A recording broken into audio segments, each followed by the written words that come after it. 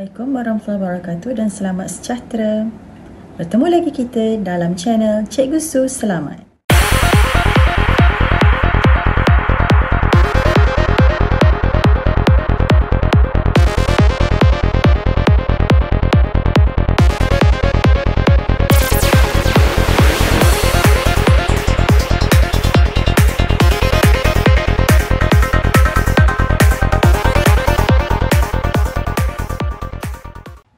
Assalamualaikum warahmatullahi wabarakatuh dan salam sejahtera. Baiklah, kali ini kita akan mempelajari tentang makmal sains anda. Jom kita belajar.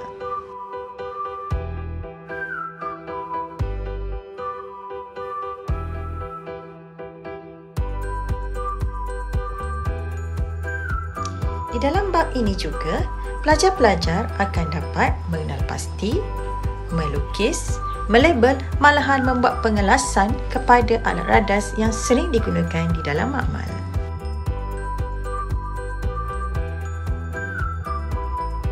Selain daripada itu, kita akan mengenal pasti simbol dan contoh-contoh bahan-bahan yang berbahaya di dalam makmal. Dalam video ini juga, kita akan dapat mewajarkan peraturan dan langkah keselamatan dalam makmal. Jom semua kita ke makmal sains.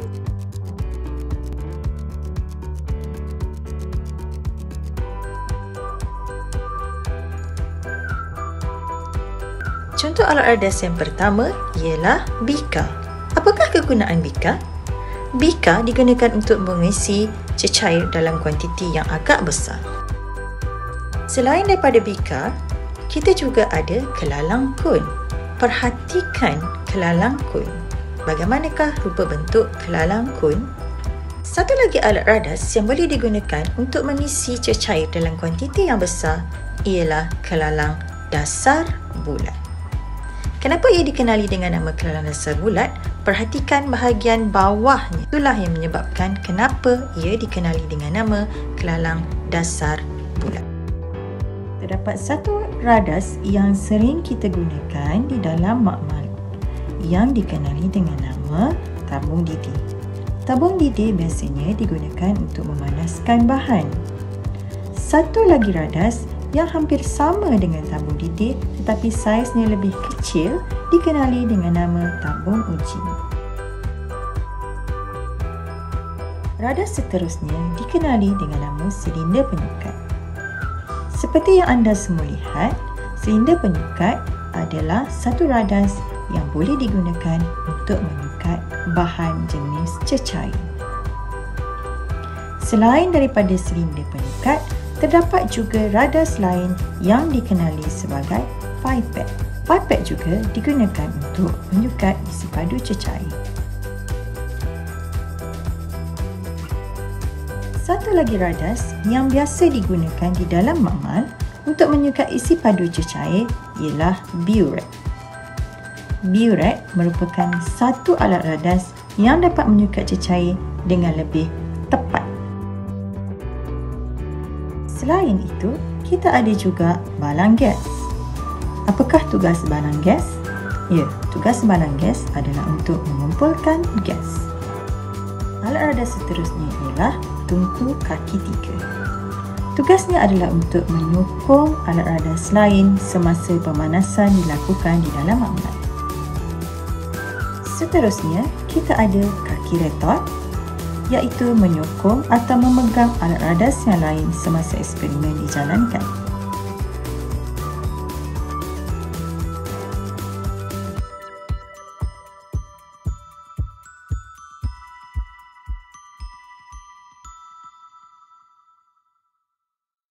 Seterusnya, marilah kita sama-sama memerhatikan contoh penggunaan alat radas yang telah kita bincangkan tadi. Bagaimana ia digunakan ketika kita menjalankan eksperimen di dalam makmal.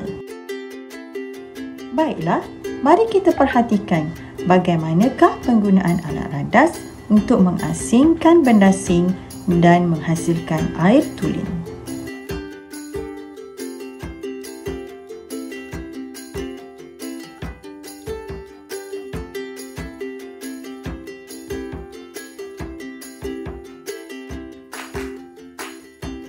Perhatikan, bikar pertama kita ada air yang mengandungi bendasing. Air yang mengandungi bendasing dituang dari bikar pertama ke dalam kelalang dasar bulat.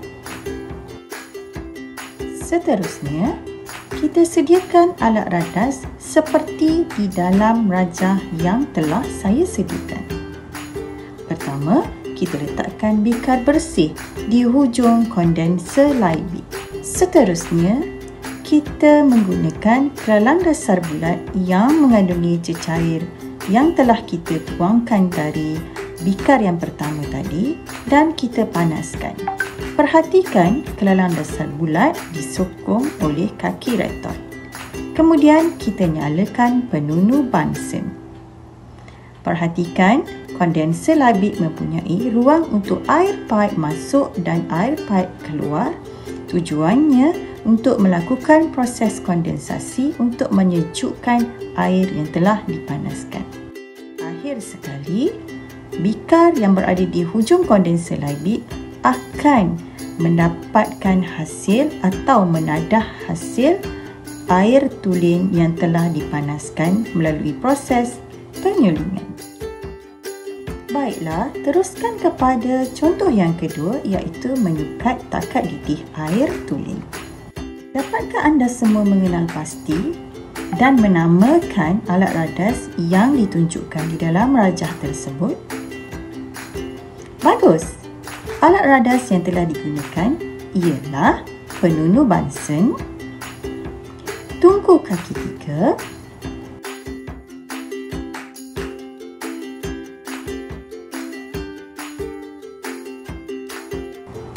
bikar dan termometer. Bagus!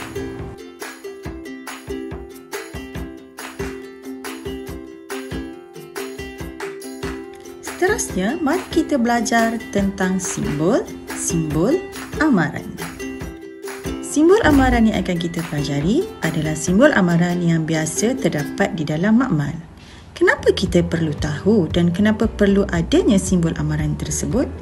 Ya anak-anak, ini adalah untuk mengelakkan sebarang kemalangan di dalam makmal sekiranya anda berada di dalam makmal atau anda sedang menjalankan eksperimen di dalam makmal sekolah. Yang pertama adalah simbol bahan mudah meletup. Antara contoh bahan yang mudah meletup ialah gas hidrogen dan gas butana. Simbol amaran yang kedua dikenali dengan nama bahan mudah mengkakis. Antara contoh bahan mudah mengkakis ialah asid pekat dan alkali pekat.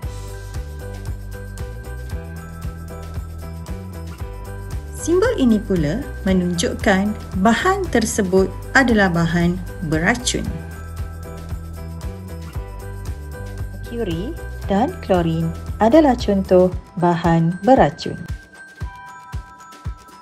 Sekiranya anda mendapati terdapatnya simbol X ini pada botol bahan kimia yang akan anda gunakan, anda juga perlu berhati-hati kerana bahan tersebut adalah bahan merengsa. Merengsa bermaksud kemerah-merahan, pedih dan mungkin gatal. Antara bahan yang boleh menyebabkan kerengsaan ialah kloroform dan amonia. Simbol seterusnya menunjukkan simbol ini adalah simbol bagi bahan mudah terbakar. Sila berhati-hati sekiranya anda menjalankan eksperimen menggunakan bahan tersebut. Jauhkan daripada punca api. Antara contoh bahan mudah terbakar yang boleh didapati di dalam makmal ialah alkohol dan petrol. Baiklah, simbol yang terakhir adalah simbol bahan radioaktif. Selain daripada di sekolah, simbol ini juga boleh kita nampak atau kita jumpa di hospital atau di klinik di mana tempat imbasan sinar X dijalankan. Pendedahan kepada bahan radioaktif yang terlampau lama atau berpanjangan boleh menyebabkan kanser. Oleh itu, anda seharusnya telah memahami bahawa semua simpul amaran ini disediakan di dalam makmal untuk mengelakkan sebarang kemalangan atau kejadian yang tidak diingini. Oleh itu, kita semua perlu sentiasa berhati-hati apabila kita berada di dalam makmal, sama ada kita menjalankan eksperimen atau kita belajar di dalam makmal. Terusnya, di dalam subtopik ini juga, kita akan mempelajari peraturan dan langkah-langkah keselamatan apabila anda berada di dalam makmal. Peraturan pertama dan peraturan yang paling penting ialah sebelum memasuki makmal sekolah anda perlu mendapatkan kebenaran daripada guru anda.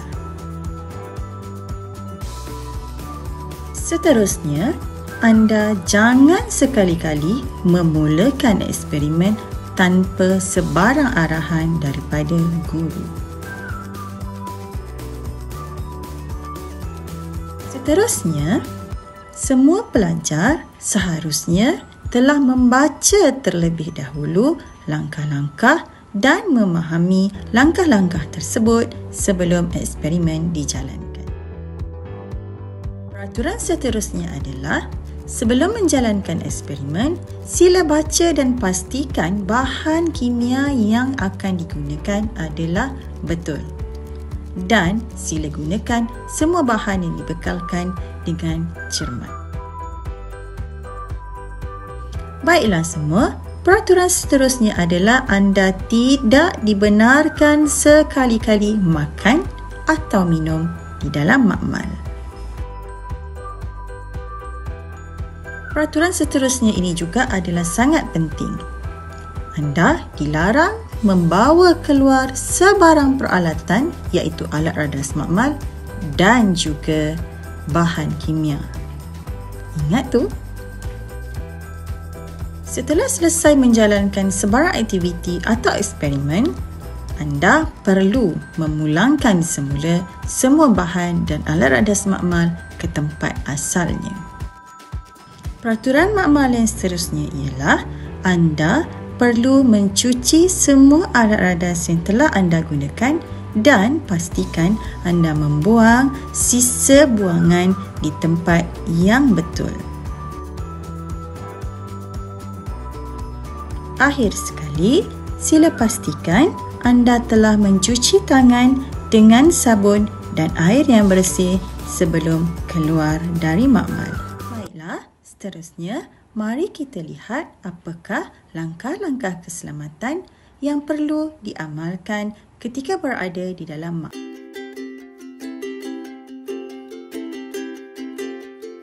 Jangan halakan hujung tabung uji kepada rakan atau kepada diri anda sendiri. Seterusnya, kita perlu menggunakan cermin mata keselamatan ketika memanaskan atau mencampurkan bahan kimia.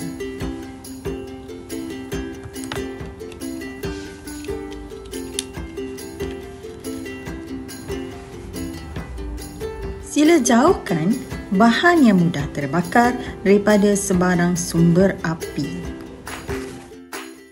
Dan akhir sekali, anda dilarang sama sekali untuk menghidu atau merasa bahan kimia yang dibekalkan kepada anda kecuali dengan kebenaran guru anda. Sekiranya berlaku sebarang kemalangan di dalam makmal, sila keluar dari makmal dengan segera. Sekiranya berlaku sebarang tumpahan bahan kimia ke atas badan anda atau tangan atau mata anda, sila bilas menggunakan air bersih dengan banyak. Dan akhir sekali, sila laporkan sebarang kejadian dalam makmal kepada guru anda. Semoga kita semua sama-sama menjaga keselamatan di dalam makmal.